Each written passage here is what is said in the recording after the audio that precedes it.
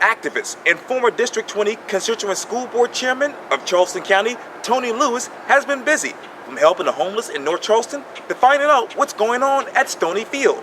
I talked one-on-one with Tony for this edition of Quintin's Close-Ups. And if you haven't already, subscribe to my YouTube channel and like Quintin's Close-Ups on Facebook. Tony E. Lewis, welcome back to Quintin's Close-Ups. Always a pleasure gracing your presence, Brother Quintin. I appreciate it as always. Yes, sir. Well, let me just jump right into it. As you know, there are improvements right now to obviously, Stoney Field, as I'm getting this text message right here. But crews are working to renovate and repair a downtown Charleston football field that dates back to the 1960s, Tony. Wow. From 1960 to right now, what have you learned more about the history of Stoney Field? Well, talking and engaging with alumnus, coaches, players, the whole 9 yards. They were telling me that they were utilizing this field and it was like this for eons. So back in my memory serves me well, 2016 or so, it was brought to my attention, more so and challenged by Coach Oscar Fordham Sr., Coach James Jameson, and Coach Monroe Drake, and that Burke and Garrett M. West Ashley, because the inclement weather was so bad that Burke couldn't use their own stadium. Okay, so those guys said, well, Lewis, what are you going to do? So I said, no problem. We will address the issue and concern. So what we did it. And I had an opposition, Mr. Michael Miller, who was on the school board. Tony ain't going nowhere. So I said, Mr. Miller, you will see. Monday of that next day, that week, Mr. Lewis was in front of Charleston County School Board in the district, in front of them, not at the podium, but in front of them, and saying, listen here, how dare do we allow this to happen for all these years? I said, and I'm going to be blunt, I said, if all those white brothers and sisters went back there, you'd have had a major college stadium a long time ago back there. Why deprive these African American scholars and students of a football field? Okay? So, again, and I said to them and they understood. So I was constantly on it. Matter of fact, I did most of my stories with you. If you go back on Quintin's Close-Up, ladies and gentlemen, you will see Mr. Lewis is very proactive, persistent, and now he's seeing productive activity in the stadium. As a matter of fact, you told me numerous times on Quintin's Close-Ups, quote, I don't want no more patching. I don't want to repair. I want a brand new stadium back there. Is that what Stoney Field's looking like right now? Well, to me, it is looking like that, because it's looking way better than it's been. Okay, brother? Because like I said, the district and the board members, you build West Ashley, a high school, you build them a stadium. You build North Charleston, well, not North Charleston, but Stall High School, a school stadium. You did the same thing in Wando, high school stadium. Well, why Burke didn't get a stadium when your school was being built? No, why? Because we had a lot of our people that sit down and allow people to do things on the backs of our scholars and students of African American descent. Okay? You talk obviously about the stadiums and obviously the high schools. Burke High School has a new stadium, and now, of course, they have in Stoney Field. What is the future of Burke High School in your mind? Well, I don't think it's going to be there, because from the dynamics of what I'm seeing and visualizing and seeing, is you're taking all the housing away, so goes the scholars and students. So now, if the scholars and students are not in the school, where Burke going to be? It's not going to be a school there. The east side is about to go, over there on by Martin Parker's about to go, because those ladies got their vouchers last year. Bridgeview's gone. So there's not going to be no more Burke. So let's call it spade. Let's call it for what it is. It's not going to be a Burke High School. Because now you don't have no more African American scholars and students in there. When you're displacing and genociding their families out of the city. Now, how many African Americans are currently enrolled at Burke High School? You got about 200 something. Okay. 200 something. But see, Burke High School is not no bad school. Burke High School put out great athletes, great all kind of across the whole board. Sure. Legislators, architects, all kind of doctors, all kind of things. News anchors. So, I mean, news anchors, all kind of things, man. So why you want to put the stigmatization that Burke is so bad? Give Burke the opportunity and chance to see what's inside Burke. No, because you don't want all the white brothers and sisters to interact with them. But this is, they don't understand, this is our world. Where it's like a rainbow. Again, I always use this scenario. It's like a rainbow. When the rainbow come out, it comes all in one color, different colors. When it goes back. So our world is like this. So we got to understand we must intertwine and react with each other and get along with each other. How do you intertwine and react with each other right now? Well, Mr. Washington, right now it's not going to be because it's not diverse no more. Okay, it's going the way folks intended and wanted to be going. Okay, sir. Now, obviously, the project at Charleston's Stoney Field is a joint effort between the city of Charleston and obviously the Charleston County School District, as you just mentioned. Who has been putting in the most effort in this project? You mean when you're saying the city or the Charleston County? City or the school district? Well, more so the Charleston County School District because Mr. Lewis challenged them when he was in the Constituent School Board. He had them at his meeting. Right. He brought Dr. Postaway, Jeff Roy, and all the crew. He brought Dr. Mayor Techniberg, but he was in there. He had Rick Giroux, he had Laurie Yarborough and his crew, other crew, construction crew. So again, Mr. Lewis is very instrumental in making sure that got done. After 75 years, I love Coach Brown, Representative Gaillard, with former city councilman, Dr. Gregory, councilman, Senator Ford, Senator Kempson, all those guys. I loved all those guys. But those guys didn't want to collaborate to make sure this thing happened. Because if they all would have collaborated, this thing would have been done going. Why let it go on so far? And we had other people who been in positions could have helped make this thing go. But you had somebody, like I said, was challenged by 3 gentlemen, those coaches, and Mr. Lewis carried that out. Not talking about it, he's doing about it by putting it in action. See, you're in lip service all day. That's the action behind that lip service. Now you can see the action behind the lip service at Stoney Field now. And I know that obviously Crownsburg said to Channel 5 that the city has repainted and sealed the entire concrete stadium seats, which were corroded. How have you heard or seen anything else that was actually corroded at Stoney Field? Well, my thing is I saw that press box. That's ugly. That should have been towed down. And I'm still pushing for that to be towed down and put together nice like everybody else press boxes. You know. And I know Crownsburg also said that they also have all new aluminum bench seating, railing, and fencing around the stadium. What else do you want there now?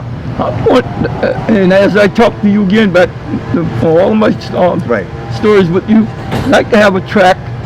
I told them, I didn't ask them, I demand a track to be put around there so folks can walk around there, stay fit, trim, and safe at the same time. Okay? And stay healthy. Okay, so again, and they are doing it because I got a call from a district official, and Mr. Lewis, I'm not what you asked for, but what you demand.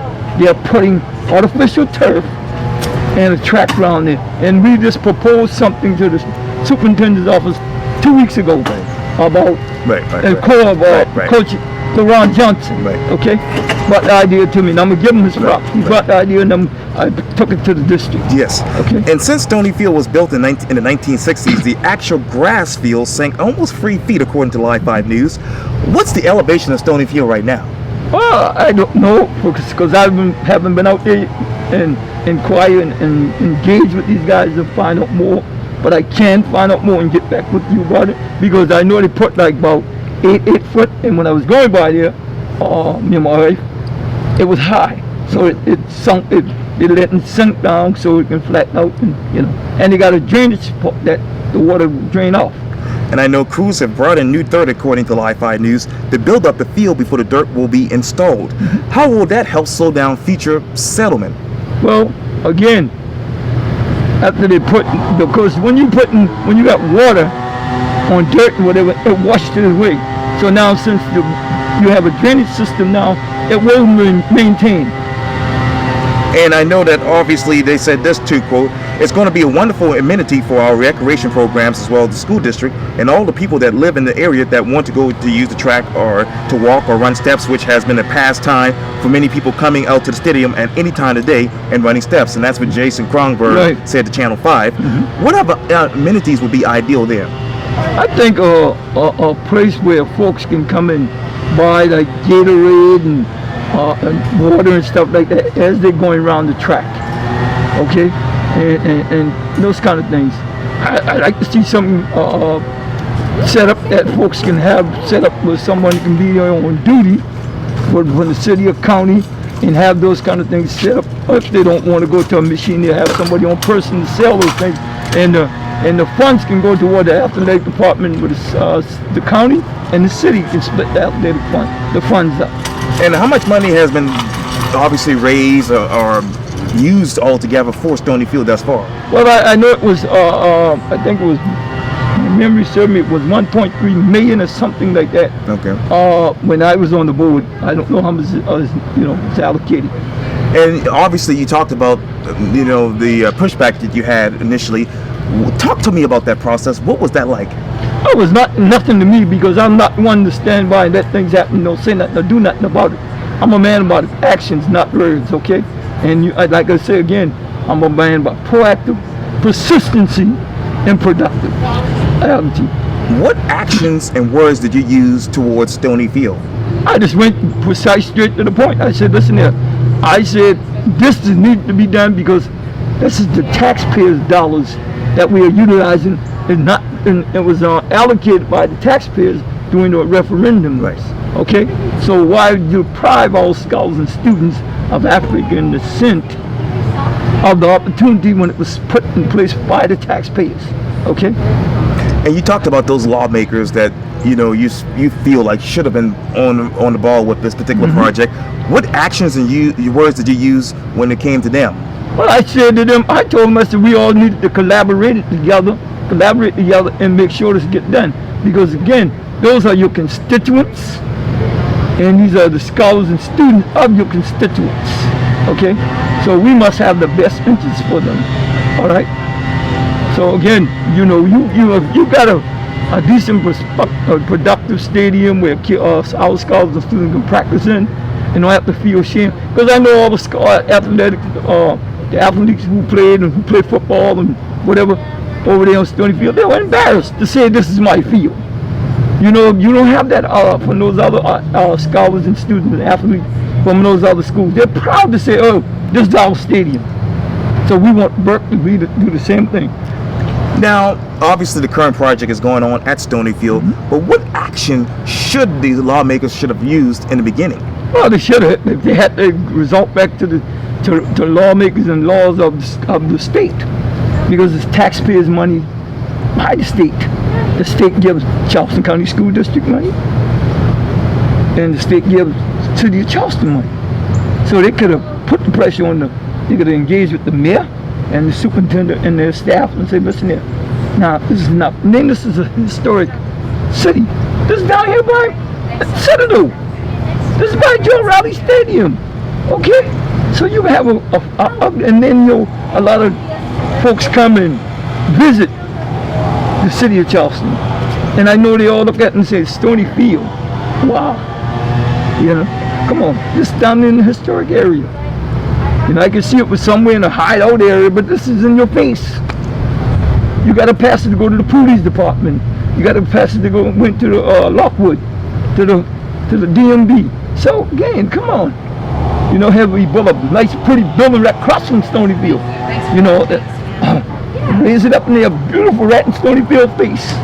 But you're gonna let Stoney Field. But as I said again, Mr. Lewis was very persistent in getting it done. He didn't talk about it, he been about it. And now, like I said again, you can see the action by the words, not the words, but the actions you can see now by Stoney Field. When I go by it, I just feel so good. I'm like, wow, Lord, this is the persistent and the strong voice you put in me. I'm happy, I'm thrilled and elated about what I'm seeing, because all praise go to you. Because he knows who to use and who not to use. He knows he's going to get it done, who's going to sit there and let it just linger. Okay? So again, he used me in a mighty way, and I'm very happy, and especially the challenge of those 3 guys, as I told you about. I'm very ecstatic and happy about it. Those guys challenging me, and they put me to the test. Mr. Lewis, what you gonna do? So now they're seeing what, thank God, Mr. Lewis did, what the voice Mr. Lewis did. You know, Mr. Lewis didn't have no bunch of people yet. God, and those challenges, and folks like yourself, Coach LaJohn Johnson, and folks like Coach Dwayne Pierce, Miss Melissa Mobley, who I spoke to, Carolyn Moore Lewis. Right. These are the people I spoke to about these things, you know. Now, what challenges do you foresee when the stadium is actually reopened to the public? Well, the challenge I want to see, make sure everybody utilize it. When you say everybody, will that include the Charleston Battery? Oh, no, I'm not talking about Charleston Battery. I'm talking about Charleston County School District and the city of Charleston. Okay, that's what I want to see. Utilize it. I want to see the athletic department utilize it. I want our youth in the city of Charleston Recreation department. I want them to see how a field to play on a nice field, the same as Charleston County School District, mainly Burke High School. Okay. And let me turn over to something that is also a part of your heart right now, and I know you want to help motivate to educate people about, and that is obviously homelessness. How exactly do you motivate and educate people about this? Well, you got to educate folks about what's going on and bring it to them, and you must teach the truth, not lies. Okay? So again, you have to do your homework. You have to be persistent and precise what you want, okay, in life. And this is about educating folks that what their tax dollars were allocated to do by the referendum was not. So I helped push the button to make sure that it was done. What do you want when it comes to homelessness? I want folks to be heard, seen, not looked down on as homeless, because again, we all God's children. We all got to walk a mile in their shoes. Because, in matter of fact, this pandemic got a lot of folks one shot from me, one paycheck shot, as like Miss Mobley and Chef Pierce say, one paycheck from being homeless. So again, we try to give them a hand up, not a handout. You know, just doing things to help them. You know, find out where they're shortfall at. You know, it may be mental, maybe criminal, it may be educational. You know what I'm saying? Maybe housing, whatever. Just can bring them out of this. Because if you reach one, you're doing your job. What are you helping out now with when it comes to homelessness? You just mentioned Chef Dwayne Pierce, and you sent me some photos of him, you know, making some gourmet meals. Oh, and all due respect and giving him his props, because I asked him to go by there. I went by there, but he went and did a documentary about it. And it was put into the test of everybody. And we took it to all the local media, and thank God I have you here, because you know I always try to engage with you first before I even deal with local media, because I know you're going to let us give and say what we need to say, not give us a 30-second sound bite. And don't get me wrong, I appreciate Channel 245, or Channel 2 and 4 in the Post and Courier. I'm still waiting on Channel 4, okay? Channel 5? No, I dealt with Channel 5. Okay. We dealt with the Post and we dealt with Channel 4. Channel 2 is one I'm waiting on. Okay. And, but again, we're just a lady of what's going on about moving forward with these folks, man. Now, I know Charleston has the 4th highest number of homelessness in the state and the 2nd highest number of veterans. What are the current trends?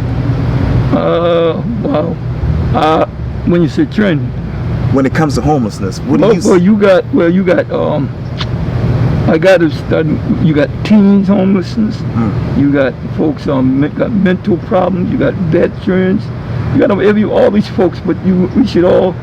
There's resources already set up to help and engage and help these people. So that's what we've been doing, bringing awareness to homelessness. We have folks homeless all over the place, but it shouldn't be.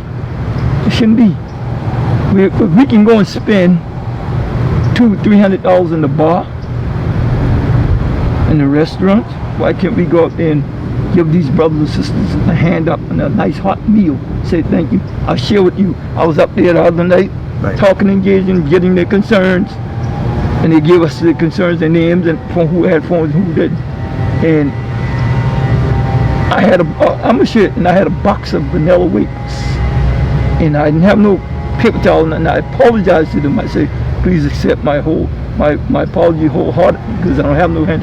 So they took their hands and let me pour some, and I felt bad. So what I did, after I left them, I went home and break down about 40 pieces of whiting, and took my time, washed them, seasoned them up, fried them, and took them back up there with some bread and something to drink. And I got a response. Let me tell you the response I got. Thank you so much for that meal last night. That fish hit the spot. I slept like a baby. A meal made me sleep like a baby.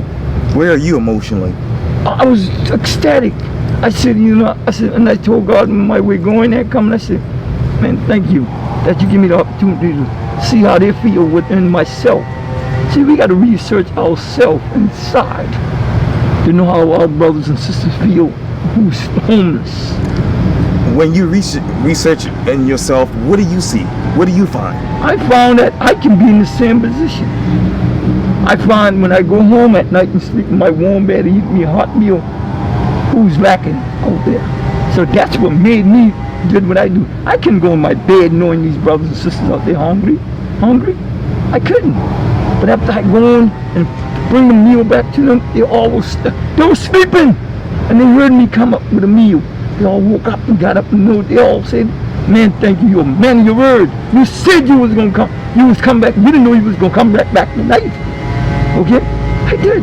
And it made me feel good. When I got in my house, I went and got in my bed. I took a shower before I got in. Then I go in my bed and I rest peacefully, knowing that those brothers and sisters, yeah, they were homeless, but they had a healthy meal. And it made them feel good inside, that knowing that somebody really, really care, not talk the talk, but walk the walk. And that's what they said to me. Now, when you went and took down these names and got their concerns, where was this location? It's in North Charleston, on Rivers Avenue, 30-something, 39, 37, or 6, or something like that. Oh, by the Superstop? Superstop. Okay. Between the Superstop, Jason from Family Dollar. Right. I know exactly what that is. Now, let me ask you this, Tony. What do you expect when it comes to homelessness and the figures to inflate steadily over the next few years?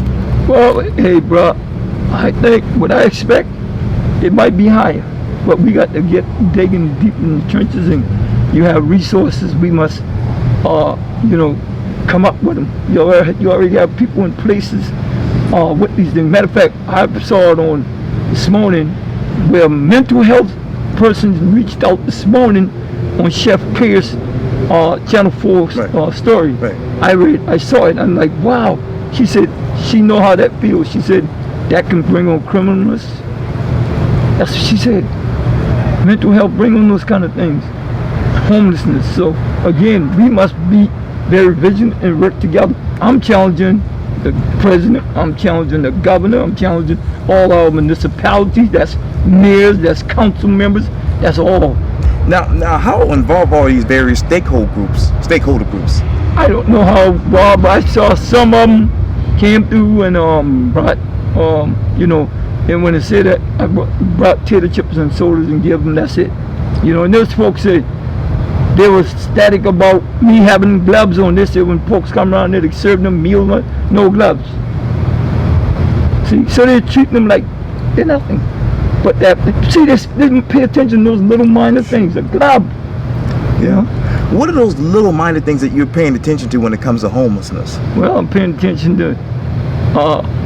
We're going to work about bringing change early, about going to our schools and help self-educate our scholars and students about homelessness. Because if they're not academic inclined, they will be in the same position. So we're trying to be proactive, not reactive.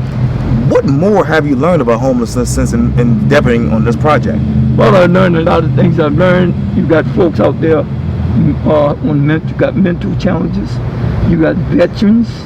You got folks can't stay with their families because they put them out because they can't deal with. You got some with no jobs. Matter of fact, just to share with you, I heard some good news the other day about 4 of those folks may be getting jobs. Oh, good. Making $13 an hour. And this entity who's offering, who's hiring them, they're looking for people, I was told, okay? So again, we have to address the elephant in the room, okay? What is that elephant locally? The elephant in the room is Locally. we've got to get out there and, as I said, challenge all our municipalities to come together and find out how they can help resolve the situation. Because you got people out there looking for folks to help them, and they got all kind of challenges, okay? All kind. You got job challenges, you got mental, you got drugs, abuse, addictions. They got challenges. And once we get all those challenges kind of nipped in the bud, I think we'll change our homelessness percentage down. Now, what different phases of homelessness have you been able to see here in this Charleston area? Well, I can just, the ones I saw was the tent city under the bridge where they were moved. Matter of fact, I went with a church and fed a bunch of them, give them a bunch of clothes and stuff like that. Matter of fact, in what you're saying, they even told us that they needed some clothes. Like I said, I got a list of the names. We took and engaged with them one-on-one so everything could be confidentiality between God, us, and the individual, okay? Yeah. Now, what are the characteristics of the homeless population that you will eventually serve? Well, we served, it was like about 20-something people. We served out there that day. And what resources are already available in your particular situation and in your area that you serve? Well, again, we working along with other businesses and stuff to kind of help us, okay, to resolve the situation. But we're going to challenge the municipalities, city, county, North Charleston, the whole 9 yards, Dorchester County, the whole 9 yards. Because Burke County too, we're going to challenge all of them. Matter of fact, we're going to try to bring them all to the table and sit down and have a conversation, see what we can get out of this, get the conversation engagement from these municipalities, and let them know that we're challenging you to go in your city and find out who's homeless, go and have people you got in these offices that supposed to be going out here on their job and find out these kind of things. They can help because they can engage with these people and say, okay, you need a job, I got a criminal, and we had a lot of that.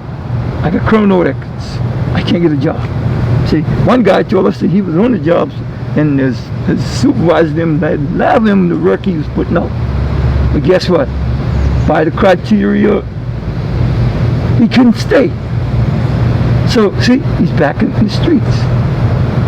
How do you mobilize diverse stakeholder groups to enhance a collective impact on homelessness? Well, we have to engage with them, send out information to engage with them and bring them to the table. If it would be in person or either Zoom, and we're going to reach out and do that. Now, what models and timelines are you looking at that have been proven successful in the past? Well, I've seen it some because we dealt with some of them in the past and got some of them jobs, and I'm so elated and ecstatic about that, and we're going to continue on that. As I said, it's about a collective group working together, okay? And you got to be genuine. You can't be artificial. You got to be genuine, because if you ain't genuine, they'll know. They'll know, because they say that they'll stop them like, you guys are genuine, but other ones we see come up here, we see through them. Now, how do you develop a theory of change to guide the planning and implementation process of ending homelessness? Well, again, we all must work together. All, that's me, from the president, governor, mayors, council members, the whole 9 yards, come together and find out in our cities. It's like you got Mayor Tecklenburg in the city, you got Mayor Summey in North Charleston, you got all right on up, Mayor Habib in Berkeley County, and right on up. Right. See? So again, my president too. Right. All of them. We're going to sit down, we're going to engage with all of them. How do you develop the infrastructure and governance necessary to implement your plan, Tony? Well, again, infrastructure is sitting down and engaging to find out where the resources are. That we can all come together and bring it together and address the elephant in the room, which is homelessness, and find out these folks are lacking that. Where have you identified those resources? We haven't identified them yet. Okay. But we know they're in place. from municipalities. Okay, so we're going to sit down and we're going to engage with those municipalities and find out where the shortfall came in, where's the resources at that we can all come together and resolve some of these situations. What shortfalls have you identified? You got shortfalls of folks who have a job. Don't bunch of them told us they want a place to stay. All those kind of things, man. And see, when you get them, you take care of the person as a whole, then you would have homelessness over there. You know, you got a lot of homeless people. Matter of fact, I've been up on Dorchester Road. Right. And there's some of up there, right. there on Latchin. They got folks staying up there behind businesses. You know, you got folks all over. Matter of fact, it was told us some folks may not be in front of DSS no more because some folks did some foul things. Okay, foul things, and I think they put a no trespassing around there. So now where are they going? Where are they going? See, so I want to challenge our legislators, our elected officials of all the municipalities to go out and find, and they're sending someone out there to find out where the homelessness is at and address their issues and their concerns. Where is the homelessness here in Charleston? Have you been able to pinpoint that? I've seen some standing on the road out here in different areas, holding their signs up, you know. So again, we must not put a blind eye to the situation. We must find out, engage with these people and say, hey, hold on, what happened? Where you need help at? See, when you go and ask them where you need help at, then they will tell you where they help, especially if you build a trust with them, like we did. We built a trust. That's why everybody wanted to come down today and tell us what was. Matter of fact, I got all the lists in the car. Yeah. In the car. Yeah. How did you build that trust? Well, I built that trust by being genuine in this seat. Not, as I said, when I told them I was coming back the next day, they said, wow, you are a man of your word. They trust, that's the trust. I tell them, oh, I coming back and they don't see you. You're a liar, you lie. You're already in a bad position. So they feel like you lied to them. So again, the trust we build in them by going back out there and doing what we said we was going to do. Now, how do you build a relationship with the people, the homelessness organizations already? Mm-hmm. Who do you want to partner with? Well, we want to find out where the resources at, sit down with them, engage with them, and find out how we all can work together to resolve homelessness. When do you want to resolve this? Well, ASAP, as of yesterday, but we all must come together. And they know the resources, they know who got the resources. Our numbers are out there. You can call and engage with us. Zoom, or even in person. What numbers do you have right now? Well, I don't have nobody's number, okay? Numbers as far as homelessness? I have the numbers of the folks who are homeless, okay? And how many of those are they? Oh, there's about 10 of them, but it was like 20-something people, but we got able to engage with maybe about 8 or 9 people in there, because the rest of them were going off. Right. One time, they told me, so when I come back, they're over there, because I got a phone, like I said, I got a text from the young man. Right. You know, so again. Now, what other areas do you want to hit next to resolve this homelessness? Well, next, I want the main thing, I want to find out where those resources. I want to engage with but we want to engage with the municipalities, because that's not our job, okay? Not Chef Pierce, because he has no business. Not myself, per se, okay? Because, again, that's not my forte. But I want to bring this to who has the resources to the table to engage with them so we can resolve this thing out together. Tony Lewis, thank you so much for your time. And again, welcome back to Quintin. Always a pleasure. Thank you.